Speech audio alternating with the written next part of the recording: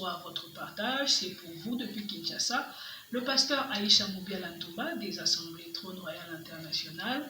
Que la bonne main du Seigneur soit sur vous et sur tout ce que vous entreprenez.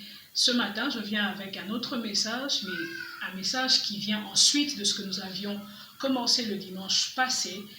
Et j'aimerais te parler ce matin de parler le langage du sang de Christ. Parler le langage du sang de Christ. Si le sang a une voix et un message à communiquer, cela signifie qu'il a des auditeurs. Si le sang a une voix, s'il a un message à donner, ça veut dire que ce message s'adresse à une catégorie de personnes. Et j'aimerais te dire ce matin que le message du sang de Christ s'adresse premièrement à Dieu, pour ta propitiation et ton expiation, c'est-à-dire afin que toi et moi nous entrions dans la faveur de Dieu, il a fallu que le sang parle. Mais deuxièmement, le sang adresse un message à Satan pour lui dire tu as été vaincu et tu n'as plus le droit sur moi. Mais le message du sang s'adresse également à tous ceux qui ont cru au Seigneur Jésus pour leur rappeler leur identité, leur position, leurs acquis et la mission qu'ils sont appelés à accomplir. Et ce matin, nous voulons voir comment la voix et le message du sang peuvent entrer au bénéfice de nos vies. Comment faire de la rédemption notre vie de tous les jours. Comment entrer dans la réalité de la rédemption du sang de Jésus. Comment donner voix au message du sang dans ma vie. J'aime un passage particulier dans le livre de Romains chapitre 10 au verset 17 qui dit que la foi vient de ce qu'on entend, comme pour dire que la foi se développe, la foi grandit, la foi augmente, la foi se constitue par le bagage de ce que nous entendons. Et j'aimerais te dire à ce stade que ce que tu entends détermine la qualité de ta foi. C'est en fonction de ce que tu écoutes, de ce à quoi tu t'exposes en termes d'audition que ta foi grandit ou s'affaiblit. Et dans l'apprentissage du langage chez l'humain et chez les bébés, on commence par une première étape qui est l'étape de l'audition. Il faut que l'enfant soit exposé à des sons, exposé à des mots, exposé à des expressions, afin de les mémoriser et ensuite il commence à reproduire ce qu'il a entendu. J'aimerais te dire que spirituellement, ce principe est également valable. Tu reproduis spirituellement dans tes déclarations ce que tu crois dans ton cœur. Mais ce que tu crois dans ton cœur est alimenté par ce que tu entends. Et ce matin, nous voulons parler de la puissance dans la déclaration, la puissance de la loi de la confession. Beaucoup de gens et beaucoup de chrétiens se plaignent du fait qu'ils ont reçu Jésus depuis plusieurs années. Certains même parlent en langue, prophétisent, mais vivent des frustrations quotidiennes. Ils sont pauvres, ils sont vaincus, ils sont dans la dépression, dans les oppressions. Et la question qui revient souvent, c'est pourquoi je vis toutes ces choses si c'est vrai que Jésus est mort pour moi?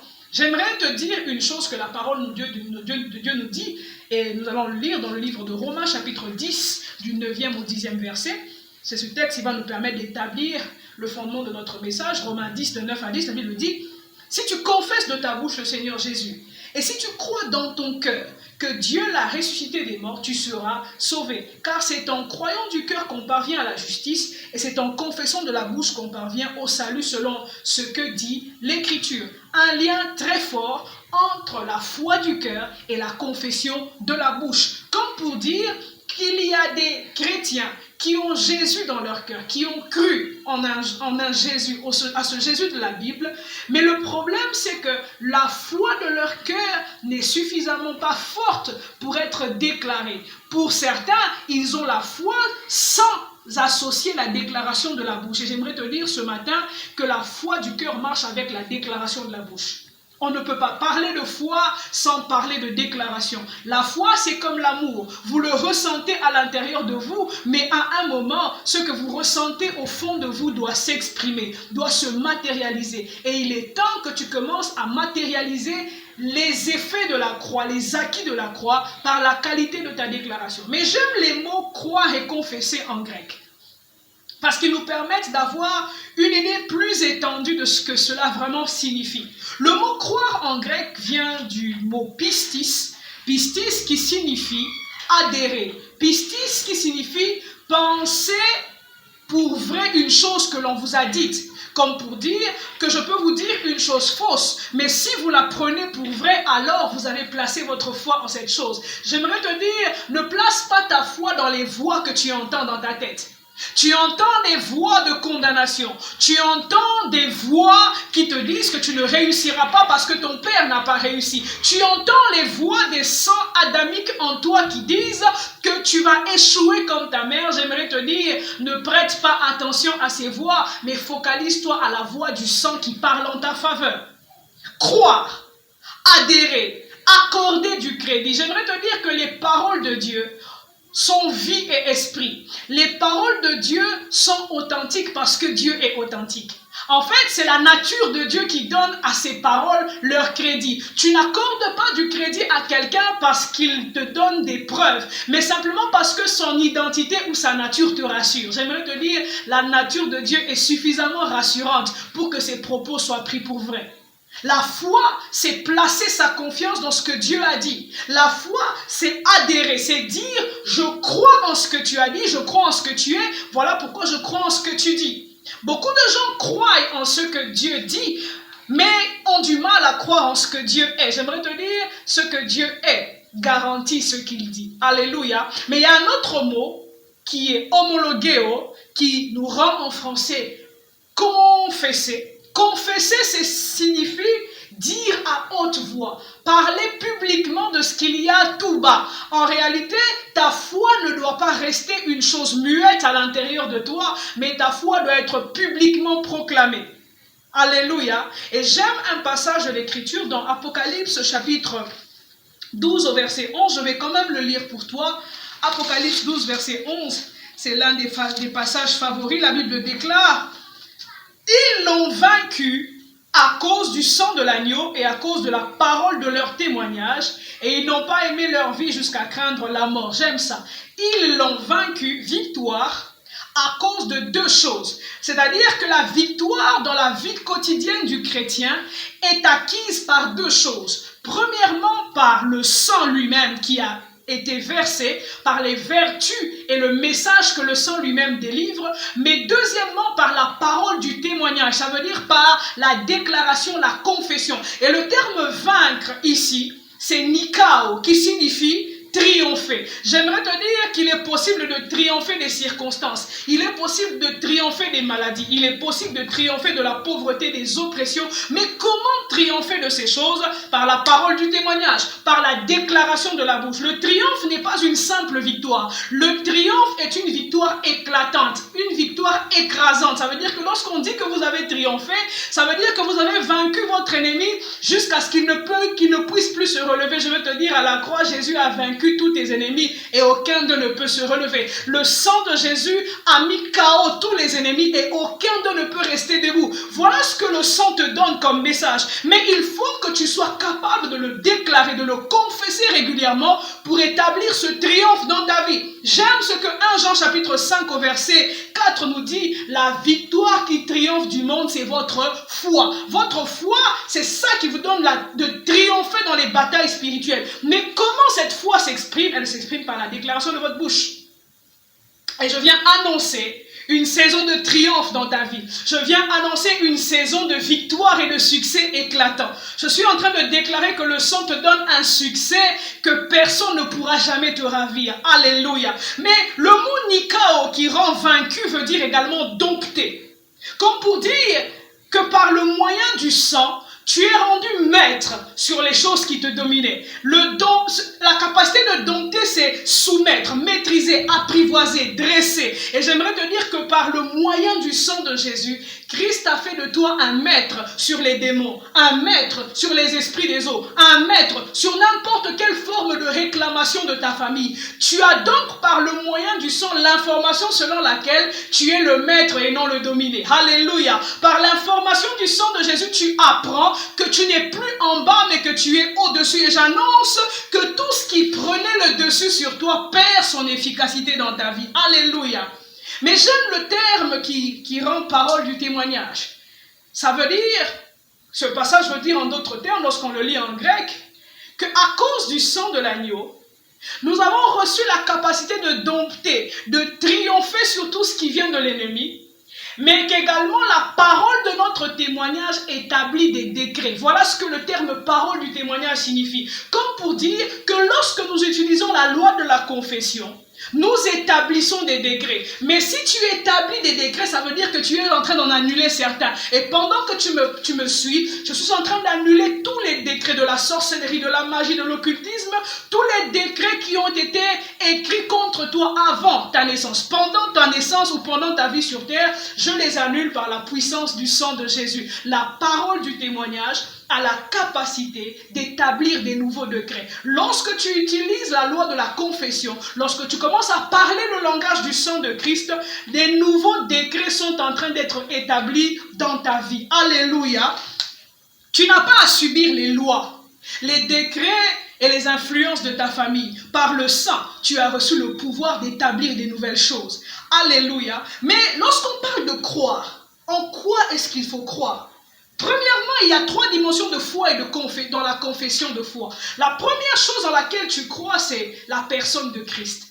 Tu crois en Jésus-Christ comme personne. Tu crois dans les qualités, dans les vertus de Christ. J'aimerais te dire que Jésus est digne de confiance. Alléluia. Si tu peux faire confiance à toi-même, si tu peux faire confiance à une personne faite de chair et de sang, j'aimerais te dire Jésus est encore plus digne de confiance. En quoi est-ce que tu places ta confiance? J'aimerais te dire détourne ta confiance de ces choses et place ta confiance dans la personne de Christ. Parce que Christ est la vérité. Il ne te mentira jamais. Il est la vérité. Il ne dit pas des vérités, mais il est la vérité. Alors ces paroles méritent d'être prises au sérieux. Mais tu places également ta foi dans l'œuvre accomplie à la croix.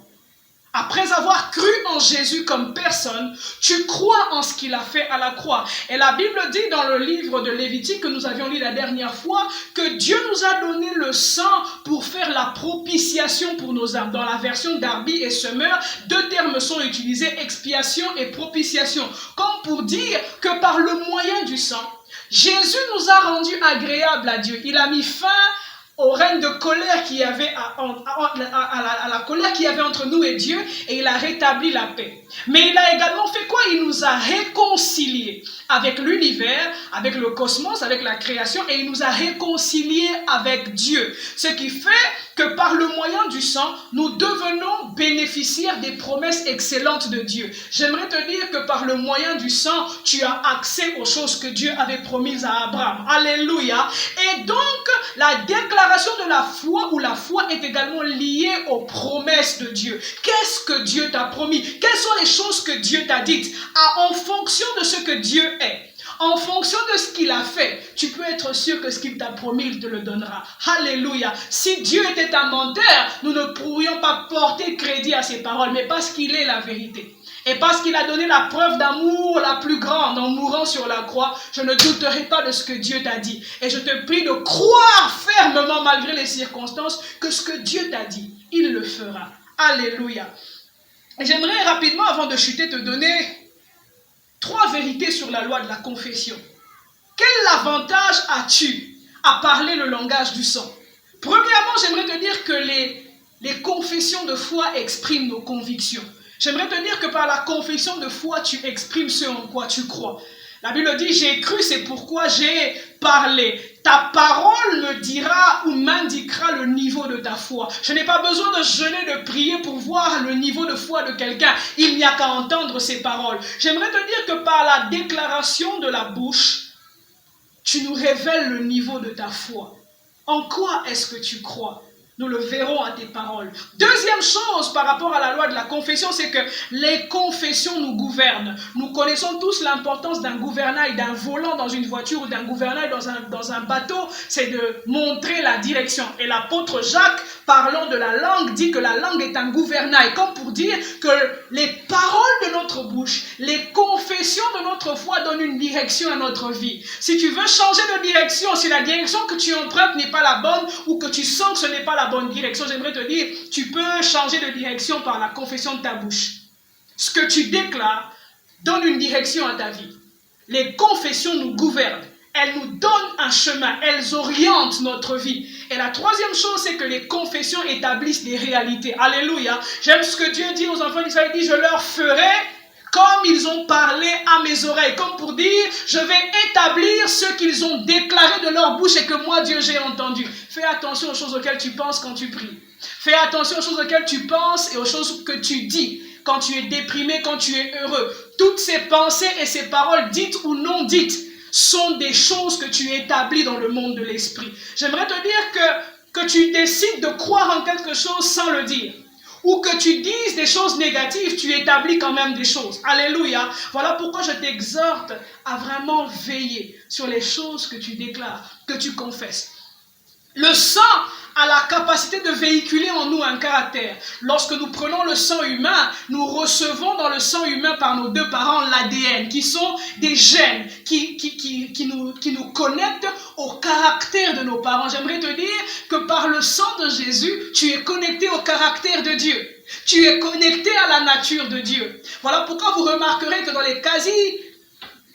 la quasi-totalité des déclarations du Seigneur Jésus, ces déclarations tournaient autour de qui il était, ces déclarations tournaient autour de ce qu'il était venu faire sur la terre. En d'autres termes, les confessions de foi de Jésus étaient une expression du langage de son identité. Il disait qui il était. J'aimerais te dire que le message te donne ta véritable identité. Ton identité n'est pas ce qui est écrit sur ta carte d'identité ou sur ton passeport. Ta véritable identité, c'est ce que tu portes dans ton sang spirituel. Et ton sang spirituel est lié au message du sang. Le sang t'a positionné en Christ. La Bible dit si quelqu'un est en Christ, il est une nouvelle création et les choses anciennes sont passées, toutes choses sont devenues nouvelles. Dans le message du sang que tu dois adopter le langage de qui tu es. Tu dois parler le langage de qui tu es. Pas de ce que tu es en fonction de ce que les hommes disent, mais en fonction de ce que la parole de Dieu te dit. Beaucoup de gens se définissent en fonction des paramètres socio-économiques ou en fonction des réalités dans lesquelles ils sont. J'aimerais te dire, tu n'es pas ce que les réalités disent que tu es, mais tu es ce que le sang que tu portes te dit que tu es. Tu peux nous dire du matin au soir, je suis blanche, mais l'information qu'il y a dans ton sang, si elle est de type nègre, tu seras noir, même si tu nous déclares que tu es blanc. J'aimerais te dire, tu es ce que tu es dans ton sang. Et tu peux déclarer ce que le sang dit que tu es. Tu peux déclarer également ce que le sang dit que tu possèdes, parce que le sang nous a connectés à des acquis, nous a connectés à des bénédictions. Voilà pourquoi la Bible dit qu'en Christ, nous avons été bénis de toutes sortes de bénédictions spirituelles dans les lieux célestes. Le sang te donne une information sur ton héritage, sur ton potentiel, sur les choses que tu possèdes. Alléluia.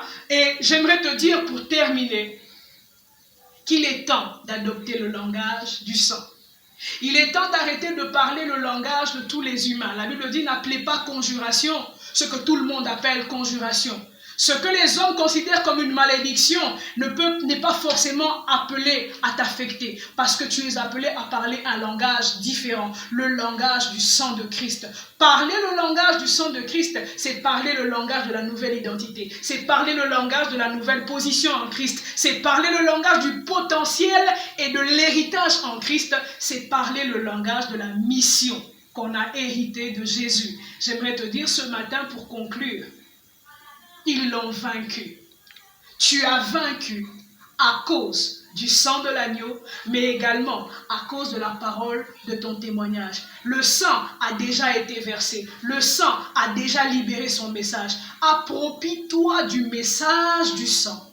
Emprunte au sang son message et applique-le tous les jours de ta vie à chaque domaine. Devant chaque challenge, devant chaque défi, devant chaque oppression, le message du sang peut faire de toi un vainqueur. C'était pour toi depuis Kinshasa, le pasteur Aïcha Moubiala-Ntoumba des églises Trône Royal International. Que la bonne main du Seigneur Jésus soit sur vous et sur vos demeures. Que Dieu vous bénisse. Je vous aime.